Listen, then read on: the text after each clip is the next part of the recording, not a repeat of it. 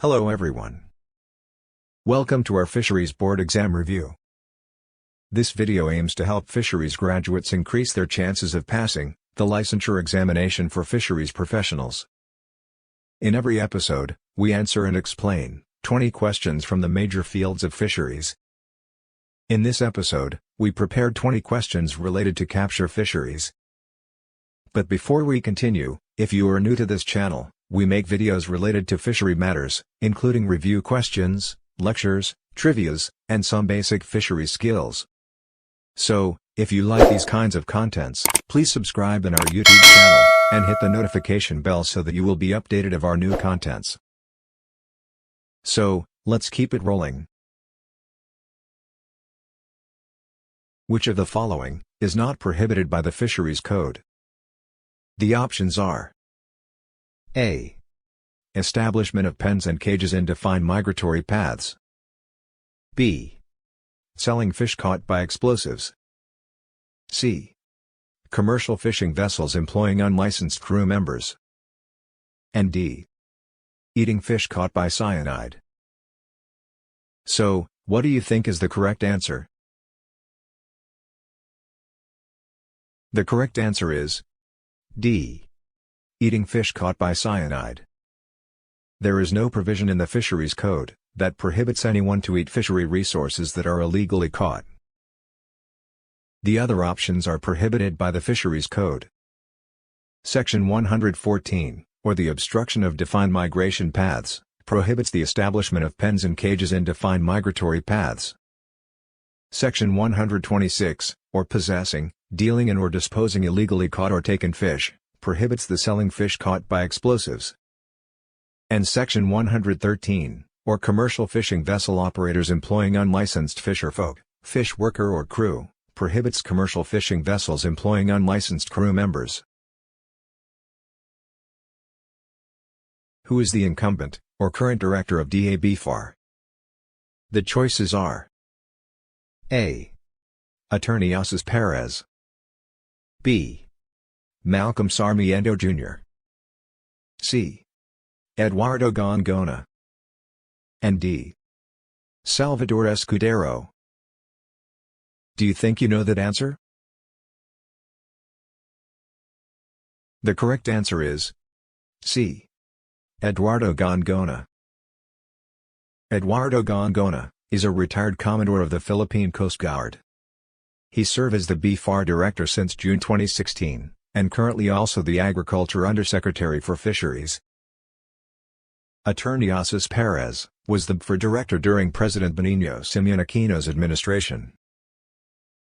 Malcolm Sarmiento Jr. was the BFAR Director during President Arroyo's administration. And Salvador Escudero was the Secretary of Department of Agriculture twice. The first was during the President Marcos administration, and the second was during Ramos administration. According to Republic Act No. 8550, as amended by Republic Act No. 10654, which of the following statements is prohibited? Statement 1. Mere possession of explosive, noxious or poisonous substances, or electrofishing devices for illegal fishing. Statement 2. Actual use of explosive, noxious or poisonous substances, or electrofishing devices for illegal fishing. And Statement 3. Dealing in, selling, or in any manner disposing of, for profit, illegally caught fishery species. The options are: A. All statements are prohibited. B. All statements, except Statement 1. C. All statements, except Statement 2. And D. All statements, except Statement 3. Do you know the answer? The correct answer is A. All statements are prohibited. Section 92 of the amended Fisheries Code prohibits the following activities: the mere possession of explosive, noxious or poisonous substances, or electrofishing devices for illegal fishing, even you are not caught using it, is deemed illegal.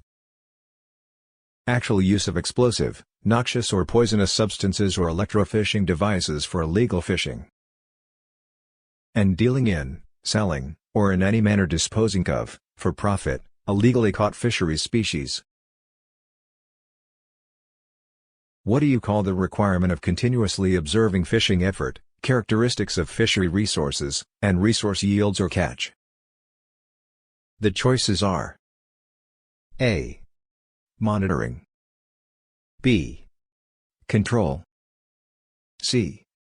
Surveillance, D. Observation. The correct answer is A. Monitoring. An example of monitoring scheme in aquatic resources is through the National Stock Assessment Program of the BFAR. This includes determining the amount of fishing effort, such as number of days or hours of fishing, number of fishing gears, and the number of fisher folks. The fishery resources can be characterized by the type of species caught, and its fishing grounds. For the resource yields, the volume of catch is determined. What do you call the regulatory conditions or a legal framework, under which the exploitation, utilization and disposition of the resources may be conducted?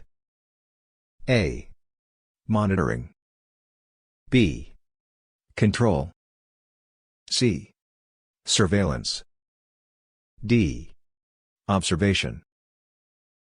The correct answer is B. Control. Example of regulatory condition is the licensing of gears and boats, and the registration of fisher folks. In this type of scheme, only those that have license and included in the registry of municipal fisher folk have the right to engage in fishing in their respective localities. What do you call the degree and types of observations required to maintain compliance with regulations? A. Monitoring, B. Control, C. Surveillance, D. Observation. The correct answer is C. Surveillance. Example of surveillance activity in the territorial waters of the Philippines is the conduct of sea patrol by fisheries law enforcement team in their respective municipal waters. A fishery policy, by which a system of equitable resource use and allocation is established by law through fishery rights granting and licensing procedure, as provided by this code. A. Limited access, B. Open access, C. Closed season, D. Open season. The correct answer is A. Limited access. In limited access policy, the access to fisheries resources is limited to few individuals. This policy ensures that equitable resource use and allocation is established through fishery rights granting and licensing procedure. Not all have the access, but only those who are registered have the privilege to exploit fishery resources. What is the general term for that component of the catch, which is not intended to be caught during an industrial fishing operation, in addition to the target catch? A. Bycatch, B. Discards, C. Incidental catch, D. Target catch. The correct answer is A. Discards. The catch of a fishing gear is categorized into target catch and bycatch. Bycatch is used to refer to catch which is retained and sold, but which is not the target species for the fishery. Bycatch occurs because modern fishing gear is very efficient, often covers an extensive area, and can be highly unselective. It catches not only the target species, but many other marine animals as well. Poor fisheries management in certain countries further contributes to the problem. Widespread pirate fishing ignores regulations on net mesh sizes, quotas, permitted fishing areas, and other bycatch mitigation measures. It is a character of fishing gear to catch fish of a certain size with certain probabilities, which are inconsistent over a variety of population species contacted by a gear. What is this? A. Ghost fishing, B. Gear selectivity, C. Species selectivity, and D. Size selectivity. The correct answer is D. Size selectivity. The size selection of fishing gears is described by selectivity curves, which quantify the probability that a given length class of a given fish species will be caught, assuming that it is available to the gear. Selectivity curves differ between gear types and configurations of gears. Passive gears, such as gill nets, have size selection properties usually described as bell-shaped curves. They are characterized by low retention probabilities at small length classes, as well as at large length classes, with the result that gill nets catch primarily medium-sized length classes. Portion of the catch returned to the sea, or thrown away as a result of economic considerations, deemed to have none or even negative value to the catcher is called. The options are A. Discard, B. Escapement, C. Incidental catch, and D. Bycatch. The correct answer is A. Discard. Discards, or discarded catch, is that portion of the total organic material of animal origin in the catch, which is thrown away, or dumped at sea for whatever reason. It does not include plant materials and post-harvest waste such as offal. The discards may be dead, or alive. Three terms are used to describe discards, or discard practices. 1. Regulatory discards. It is a catch that is required by regulation to be discarded. 2. Discretionary discards. It is a catch that is discarded because of undesirable species, size, sex or quality, or for other non-regulatory reasons. And 3. High-grading. It is the discarding of lower-value commercial catch, to maximize the value of quota. High-graded discards are part of discretionary discards, and are common in fisheries managed through individual vessel quotas. Which of the following is not an example of a fishing effort? A. Number of fishing gears deployed. B. Number of fishermen fishing. C. Number of vendors in the market. D. Number of hours in fishing. The correct answer is C. Number of vendors in the market. So, what is fishing effort? Fishing effort is a measure of fishing intensity or effort using a given fishing gear over a period of time. Fishing effort include fishing time, fishing power, number of units of gears used, and gear dimension. It is the species or species assemblage, which is primarily sought in a fishery. A. Incidental catch. B. Target catch. C. Discards. And D. Bycatch. The correct answer is B. Target catch. Target catch is the catch of a species or species assemblage, which is primarily sought in a fishery. It is although the quantity taken by the fishing gear, and which reaches the deck of the fishing vessel. Which of the following are reasons of using fish aggregating devices in fishing? The options are A. Increase fisheries production. B. Reduce fuel consumption. C. Reduce pressure on reef resources. And D. All of these. The correct answer is D. All of these. Fish aggregating devices or FADs can significantly increase sustainable fish production. Fish are attracted to FADs, which can easily be caught using purse seines and other fishing gears. FADs can also help reduce pressure on reef resources, wherein fishermen will fish in designated FADs, allowing inshore and reef resources to recover from overfishing. Many pelagic fishes, such as tuna, are available in areas where FADs are placed. With FADs, the fishermen now can calculate and reduce fuel consumption, because they already know where to fish, using GPS device in finding FADs. Without fads, tuna fishermen search offshore for schools of surface fish or the seabirds that indicate the presence of fish schools. Searching fish schools takes up a lot of time and consumes large amounts of fuel. Fishermen can proceed directly to and from the fad to fish, thereby, no search time is required. This means reduced fuel consumption and lower operation expenses. What is ghost fishing? The options are: A. Fishing using gears that cannot be seen in the water. B. Fishing conducted by fishermen who died in fishing. C. Fishing of abandoned gear and remain the capture function, inducing mortality to fishes. And D. Fishing of illegally caught fishery species. The correct answer is C. Fishing of abandoned gear and remain the capture function, inducing mortality to fishes. Ghost fishing is a term that describes what happens when derelict fishing gear continues to fish.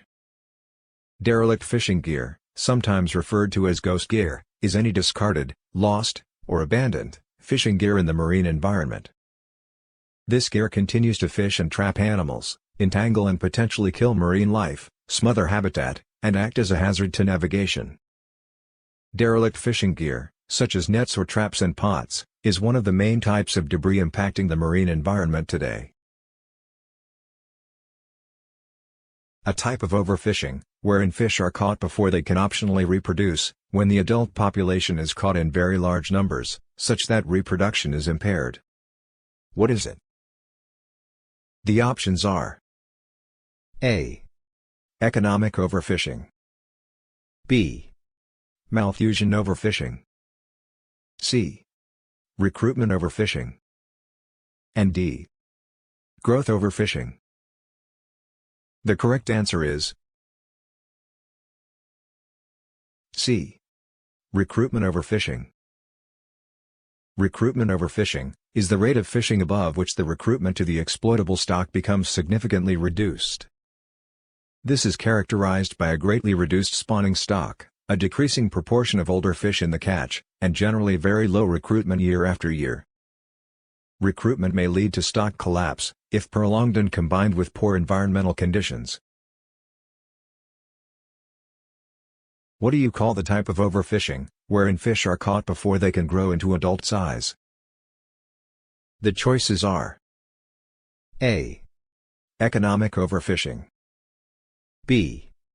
Malfusion overfishing. C. Recruitment overfishing. And D. Growth overfishing. The correct answer is D. Growth overfishing. Growth overfishing is a range of fishing mortality which is above the rate of Fmax, and at which the loss in weight from total mortality exceeds the gain in weight due to growth. This occurs when fish are harvested at an average size that is smaller than the size that would produce the maximum yield per recruit. A recruit is an individual that makes it to maturity, or into the limits specified by a fishery, which are usually size or age. In other words, growth overfishing occurs when the young fish that become available to the fishery, called recruits, are caught before they can grow to a reasonable size. A type of overfishing, wherein the fisherman tends to catch whatever species or size they encounter. What is this? The choices are: A. Economic overfishing. B. Malfusion overfishing. C. Recruitment overfishing. And D. Growth overfishing. The correct answer is B. Malfusion overfishing. Malfusion overfishing occurs when poor fishermen, lacking the usual alternative of traditional fishers, are faced with declining catches and induce wholesale resource destruction in their effort to maintain their incomes. In other words, when the fisherman's catch is little that he cannot feed his family and pay his debts, he engages in illegal fishing activities, such as use of poisonous, explosives and fine mesh nets to increase his catch. This leads to further deterioration of marine ecosystems, thereby less and less catch for the future generation. What is the type of overfishing, wherein fishing does not provide profit anymore, resultant from bigger expenses and smaller income? The options are: A. Economic overfishing. B. Malthusian overfishing. C. Recruitment overfishing. And D. Growth overfishing. The correct answer is A. Economic overfishing. The economic or bioeconomic overfishing additionally considers the cost of fishing when determining acceptable catches. Under this framework, a fishery is considered to be overfished when catches exceed maximum economic yield, where resource rent is at its maximum. In this case, the fish are being removed from the fishery so quickly that the profitability of the fishery is suboptimal. Which of the following fishery resources are heavily overexploited? 1. Bluefin tuna. 2. Skipjack tuna. 3. Slipmouths. And 4. Threadfin breams. The choices are A. 1 and 2 only. B. 3 and 4 only. C. 1 and 3 only. And D. 2 and 4 only. The correct answer is A. 1 and 2 only. According to Food and Agriculture Organization, both the bluefin tuna and the skipjack tuna are heavily exploited fishery resources in the world. Which of the following statements is true? 1. Fisheries management can be successful using biological parameters only. 2. Fisheries management requires short-term planning. 3. Fisheries management is people management. And 4. In fisheries management, the social aspects are also considered. The options are A. 1 and 2 only.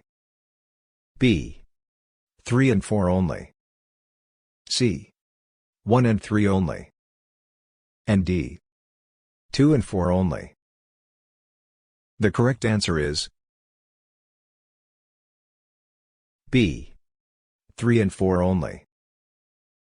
In fisheries management, the fisheries manager should not only involve the biological parameters in managing the resource, but the people must also be managed, since we the people are the one being using the fishery resources.